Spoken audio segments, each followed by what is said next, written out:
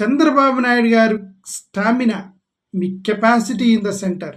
చంద్రబాబు నాయుడు గారు, పవన్ కళ్యాణ్ గారు, మీ యొక్క stamina, me capacity in the centre ఏంటి అనేది ఒక మీటర్, ఒక స్కేల్ మీటర్ తీసుకుని ఒకసారి కొలుచుకోండి. ఆ కెపాసిటీ ఎంత ఉంది మనకి సెంటర్లో అనేది మీకు అర్థమైంది ఒక్కోసారి. నేను ఎందుకు ఈ మాట అంటున్నానంటే, మీడియా ఛానల్ ఎలాగైనా ప్రొజెక్ట్ చేయనండి.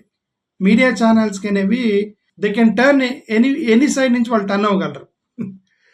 జగన్మోహన్ రెడ్డి గారు కాంగ్రెస్లో విలీనం చేస్తున్నారు, పార్టీని కాంగ్రెస్లో విలీనం చేస్తున్నారు అని చెప్పేసి వాళ్ళు 2 రోజుల నుంచి పాపం సాగొట్టారు. సోషల్ మీడియాని విపరీతంగా ట్రోలింగ్ చేశారు. ఆయన ఎందుకు విలీనం చేయాలి అని.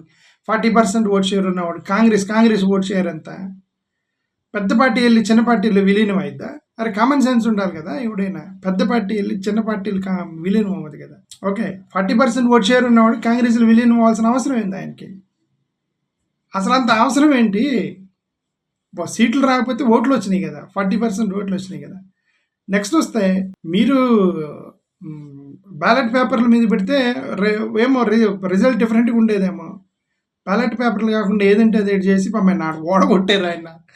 అందరు కలిసి ఓడగొట్టారు ఆయన్ని. ఒక పెత్తందారులు అందరు కలిసి ఓడగొట్టి మళ్ళీ వీళ్ళు ఏం చేస్తున్నారు, ఇది మళ్ళీ పార్టీని విలీనం చేస్తున్నాడు, అయిపోయింది, భయపడ్డాడు, పారిపోయాడు అని చెప్పి చేస్తున్నారు.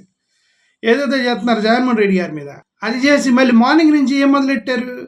మార్నింగ్ నుంచి మళ్ళీ ఇదిగో మోడీ ఎంట పట్టాడు, కాలు పట్టుకున్నాడు అని చెప్పి మళ్ళీ మార్నింగ్ వీళ్ళే. నిన్నటి వరకు కాంగ్రెస్లో విలీనం అంటాడు, ఈరోజు వెళ్ళి మోడీ అంటారు. వీళ్ళకి ఒక మీడియాకి ఒక స్టెబిలిటీ అనేది ఉండదు, న్యూస్ అనేది ఉండదు. వాళ్ళు ఏదో మాట్లాడుతూ ఉంటారు మీడియాకి సంబంధించి. మీడియా కథనాలను పక్కన పడేస్తే చంద్రబాబు నాయుడు గారి యొక్క స్టామినా ఏంటి సెంట్రల్లో? ఎందుకంటే ఇప్పుడు మీకు 21 మంది ఎంపీలు ప్లస్ సంకీర్ణ ప్రభుత్వం. ఈ సంకీర్ణ ప్రభుత్వంలో 21 మంది ఎంపీలను పెట్టుకున్న మీరు కేంద్ర ప్రభుత్వం దగ్గరికి వెళ్ళి జగన్మోహన్ రెడ్డి అనే వ్యక్తి నా శత్రువు, నేను మీకు మద్దతు ఇవ్వాలంటే నా శత్రువుని నువ్వు దగ్గరికి రానివ్వడానికి వీలు లేదని కండిషన్ పెట్టలేకపోయారు ఎందుకని నేను ప్రశ్నిస్తున్నా. ఒకసారి జాగ్రత్తగా అర్థం చేసుకోండి. చంద్రబాబు నాయుడు గారు మోడీ గారిని డిక్టేట్ చేసే పరిస్థితులు ఉన్నారా లేదా అనే స్టామినా ఏంటి, మీ స్టామినా అనేది మీరు ఒక్కసారి మీ స్కేల్ పెట్టి కొలుచుకోండి అని చెప్తున్నా. నరేంద్ర మోడీ గారి దగ్గరికి వెళ్ళి మా ప్రత్యర్థి వైఎస్ఆర్సీపీ మా ప్రత్యర్థి, నేను నీకు మద్దతు ఇవ్వాలంటే సంకీర్ణ ప్రభుత్వాన్ని కొనసాగించాలంటే నా ప్రత్యర్థిని మీ దగ్గరికి తీసుకురావడానికి నేను ఒప్పుకోను అని కండిషన్ నువ్వు పెట్టగలిగావా అని ప్రశ్నిస్తున్నా. పెట్టగలిగాడా? మోడీ గారి దగ్గర నుంచి డైరెక్ట్గా జగన్ గారికి కాల్ వచ్చిందా, లేకపోతే జగన్ గారు వెళ్ళి సార్ నేను మీకు మద్దతు ఇస్తానని ఈయన అడిగాడా? బీజేపీ వాళ్ళు కాల్ చేశారా, లేకపోతే వీళ్ళు వెళ్ళి మీ మద్దతు ఇస్తామన్నారా?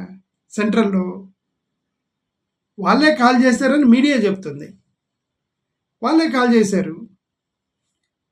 ఇండియా కూటమి వాళ్ళు జగన్మోహన్ రెడ్డి గారికి కాల్ చేశారన్న మీడియా, అలాంటి న్యూస్ ఏం మీడియాలోకి రాలంటే వాళ్ళు అడగలే జగన్ గారిని. వీళ్ళు అడిగారు, వీళ్ళు ఇచ్చాడు. వాళ్ళ వాయిస్ మేబీ కాంగ్రెస్ వాళ్ళు అడగలేదు అనుకుంటా జగన్ గారిని. సింపుల్గా యాజ్ ఇట్ ఈస్ రైట్. వీళ్ళు అడిగారు, వీళ్ళు మద్దతు ఇచ్చాడు. ఆయన తప్పేం లేదు. వాళ్ళు అడగలేదు, వాళ్ళు ఇవ్వలేదు. ఇక్కడ నేను అడిగే ప్రశ్న ఏంటంటే, మీ కూటమి వాళ్ళు జగన్మోహన్ రెడ్డి గారికి కాల్ చేసేటువంటి ఆ పని చేశారంటే అర్థం చంద్రబాబు నాయుడు గారి మీద వాళ్ళకి నమ్మకం లేదని అర్థం. అంతే కదా. మీ ప్రత్యర్థికి కాల్ వెళ్ళిందంటే అర్థం నీ మీద అనుమానం ఉందని అర్థం. చంద్రబాబు నాయుడు గారు, బీజేపీ వాళ్ళకి మీ మీద అనుమానం ఉంది. మీరు ఎంతకాలం కొనసాగిస్తారా, లేదా బీజేపీ ఎన్డీఏలో మీకు మద్దతు ఇస్తారా, లేదా క్రాస్ ఓటింగ్ చేస్తారా అనేటువంటి మీ యొక్క క్రెడిబిలిటీ మీద బీజేపీ వాళ్ళకి అనుమానం ఉంది కాబట్టి మీ ప్రత్యర్థికి కాల్ చేశారని అర్థం. ఎవరు ఫెయిల్యూర్ ఇది? జగన్ గారి ఫెయిల్యూరా, చంద్రబాబు నాయుడు గారి ఫెయిల్యూరా? You are unable to stop a call to your opponent from your alliance partner. ఇది నేను చెప్తుంది. చంద్రబాబు నాయుడు గారికి విఫలం అని చెప్తున్నా. చంద్రబాబు నాయుడు గారికి స్టామినా లేదు అక్కడ అని అర్థం. He's not in the position of dictating the terms with NDA, just he has to follow NDA అంతే. ఎన్డీఏ వాళ్ళు చెప్తున్నారు నువ్వు సైలెంట్గా ఉండు బాబు గారు అంటే బాబు గారు సైలెంట్గా ఉండాలి. పవన్ కళ్యాణ్ గారు మీరు సైలెంట్గా ఉండాలి. నేను డిసైడ్ చేస్తా ఎవరికి కాల్ చేయాలో, అంతే. వాళ్ళే డిసైడ్ చేశారు. ఇటు పక్క చంద్రబాబు నాయుడు గారికి, ఇటు పక్క జగన్ గారికి ఇద్దరికి ఫోన్ చేశారు. ఇద్దరు మద్దతు తీసుకున్నారు. రైట్, అంతే సింపుల్. చక్రం తిప్పుతుంది మోడీ గారు, చంద్రబాబు నాయుడు గారు కాదు. మరెందుకు ఆ న్యూస్ ఛానల్స్లో ఎందుకు ఊరికే లేచిన దగ్గర నుంచి జాకిలు పెట్టి లేపుతారు? ఎందుకు ఊరికే జాకిలు పెట్టి లేవటం వల్ల మీకేంటి ఉపయోగం? ప్రజలకు అర్థమైపోతుంది కదా ఎవరు డిక్టేట్ చేస్తున్నారు, ఎవరు మాట వింటున్నారు అనేది డిక్టేట్ చేస్తున్నారు. నేనే చంద్రబాబు నాయుడు గారి పొజిషన్లో ఉంటే, నా ప్రత్యర్థి రమేష్ తెలుగుదేశం నాయకుడైతే, ఎవరో గణేష్ వైఎస్ఆర్సీపీ నాయకుడైతే, నేను పెట్టే first condition he is my opponent. అపోనెంట్ని దగ్గరికి రానిస్తే నేను ఉండను నీ దగ్గర. నేనన్నా ఉండాలి, అతనన్నా ఉండాలి, ఇద్దరు. That is called opponent. కక్ష లేదు, వీఆర్ నాట్ ఎనిమీస్, శత్రువులం కాదు. రాజకీయంగా survival of the fittest. Either he or me, choose one, అంతే.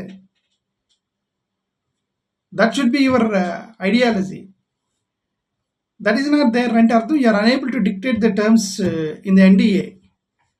ఎన్డీఏని చక్రం తిప్పబోతున్న చంద్రబాబు నాయుడు గారు కాదు, చక్రంలో ఇరుక్కుపోయారు మీరు. చంద్రబాబు నాయుడు గారు, పవన్ కళ్యాణ్ గారు ఇద్దరు ఎన్డీఏ చక్రంలో ఇరుక్కుపోయి మీరు తిరుగుతా మీరు చక్రం తిప్పుతున్నారు అనుకోకూడదు. చక్రంలో పుల్లబడింది, తిరుగుతుంది చక్రం. అది చక్రంలో పుల్లబడింది, పుల్ల చక్రం తిప్పుతుందని మనం భ్రమలో పడితే మనం చేసేది ఏం లేదు. మీరు ఇరుక్కుపోయారు అక్కడ, అది నేను చెప్పేది. ఓకే, ఏదేమైనా సరే జగన్మోహన్ రెడ్డి గారు మద్దతు ఇచ్చారు. వాళ్ళు అడిగారు, మద్దతు ఇచ్చారు. కాంగ్రెస్ వాళ్ళు అడిగినట్టు నాకైతే న్యూస్ కనబడలే, కాబట్టి ఈయన మద్దతు ఇచ్చుంటారు. బట్ ఏదైనా జగన్మోహన్ రెడ్డి గారు కొంచెం జాగ్రత్తగా ఉండాలని నేను ఐ ప్రే గాడ్, జగన్ గారు మీరు జాగ్రత్తగా ఉండాలని నేను కోరుకుంటున్నాను. ఎందుకంటే బేస్ని ఎప్పుడు పోగొట్టుకోకూడదు. చంద్రబాబు నాయుడు గారికి బేస్ కమ్మోళ్ళు, వ్యవస్థలు, డబ్బులు, వ్యాపార సంస్థలు చంద్రబాబు నాయుడు గారి బేస్. ఆ బేస్ మీద నిలబడి మిగతా డిఫరెంట్ వ్యక్తులతో గోడ కట్టుకోవడానికి ప్రయత్నం చేస్తారు చంద్రబాబు నాయుడు గారు. మీరు కూడా మీకు ఒక బేస్ ఉంది, పునాది లాంటిది. ఆ బేస్ ఏంటంటే Reddy community, SC community, Christian, Muslim communities. ఈ 4 మీకు బేస్. ఈ బేస్ మీద నిలబడి మీరు మిగతా వాళ్ళని, కాపుల్ని, బీసీలని, వాళ్ళందరినీ దగ్గర తెచ్చుకోవడానికి ప్రయత్నం చేయండి. బట్ పునాదులు నరుక్కోకండి అని నా అభిప్రాయం. పునాదిని నరికితే గోడ కట్టలేము. పునాది మీద నిలబడి గోడను నిర్మించుకోవాలి.